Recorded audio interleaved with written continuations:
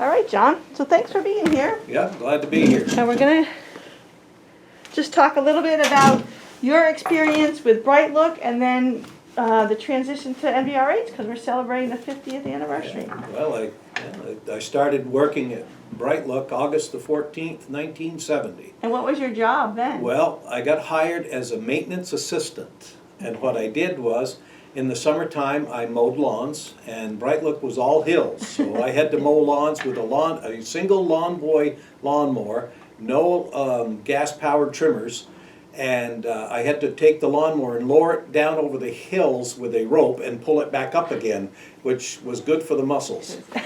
But yeah, I started out and I would do trash, take out the trash and paint, do all kinds of things. And like how many employees do you think there were there at that time? Totally at the hospital? Yeah, when you were there. Gosh, I'd have to guess, I'm just gonna guess 75 to 100 maybe. Okay, yep. Yeah, probably more, but I'm...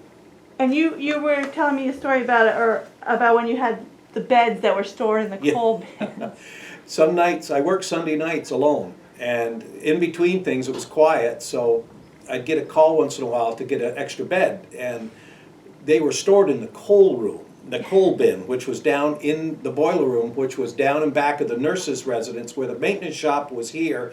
This boiler room was down here, and I had to go down to the back, pull out a bed spring, take that, put it on a cart, grab a headboard and a footboard and put that on the cart, bring it up to the hospital, put it together, and they kept mattresses, I think, in the hospital, but we would set them up in the hallway because we didn't have the bed capacity back then, so a lot of patients stayed in the hallway, you know, back then. And there was a coal bin because coal was the source of heat? Coal was the secondary source of heat. In the summertime, we would shut down our main boiler because the state would come and inspect our boilers. And I can remember Mac and Archie firing up the coal-fired boiler, and Ides would come with a big truckload of coal and dump it in that room where the beds were. And we would fire it up for the summertime just for like 2 or 3 weeks because the state inspector had to come and check, make sure there was no cracks or no leaks, and anyway, but yeah, that's but the other boiler was oil fired. It was like a modern oil fired boiler. And then you were telling me that so the nurses were housed on site. Well, the nursing students were housed in what we call the nurses' residence. There was a house mother, and there were students from Fanny Allen. Gals that worked in the lab, there was lab students that went, they did a rotation. They would do so many months in St. J, so many months in Lancaster, Littleton, and I think Berlin, New Hampshire. And they would stay there, and there was a couple of gals that worked in the hospital. One girl worked in the kitchen, and one girl, I think, worked in housekeeping or something like that, you know. But they'd stay there too. But there was, I can't remember, it was 2 floors of single rooms. They were just a single room. And there was you were telling me about a fire there yes, one time. There was a fire there one day. I was working there alone because Mac had gone early and Archie left at 3. So I was doing my rubbish route and all of a sudden the phone rang down by the cafeteria 4 short, which meant maintenance. So I ran down and got the phone and I picked it up and it was Spike on the switchboard. Spike currently now is my neighbor.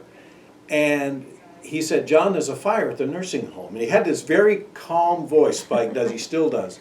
And I said, "Have you called the fire department?" And he said, "Yes, they're on their way." So I dropped what I was doing, ran down the hill to the nurse's residence, ran up the stairs, grabbed a fire extinguisher on the way. Phyllis Burbank had one because she was living there, and we opened the door to get into this room, and the smoke just rolled out. What had happened was a girl who worked there was getting ready to go out on a date, and she was so excited about going on a date that she left a cigarette burning in an ashtray, and the cigarette fell out onto the mattress, started the mattress on fire, and the rest is history. As the fireman came and threw the mattress out the window and let it smolder out in the snowbank out there till spring, but anyway. And so what was it like to be a community member and an employee when this transition was happening to closing 2 hospitals and building a brand new one for the town? Well, it was different. I mean, Brightlook was so small. We had 1 emergency room, 1 x-ray room. The OR had windows in it, and they could open and close, in the minor OR they called it. But changing over here, I mean, I'll never forget when we first moved up here. I didn't get up here till '73 because I was still in school. So what I do after school is I'd go down and check Brightlook to make sure there's no fires or broken pipes or any problem. And the transition up here was the nurses were like, what are we going to do with all this space? And now you look at it, here it is 2022, and we're talking about expanding the emergency room again. Right. Plus, we have doctors, the doctors' offices were all scattered through town. Now they're 90%, 99% of them are right here on campus, which is great. You know, back then you had the Fitch Clinic, Dr. McCauley had an office, and, you know, others had, Dr. Toll had his office, and, you know. And you said you did a little fundraising yourself as a Yes, kid. when I was about in 6th grade, we used to have, you know, in the summertime you get bored, so we decided to have a carnival in our neighborhood. We were going to raise money for muscular dystrophy or something, and if you raised so much money, you got to be on this TV show. Well, we missed it by about 20 bucks or whatever. My mother said to me, well, why don't you kids donate that money to the new hospital?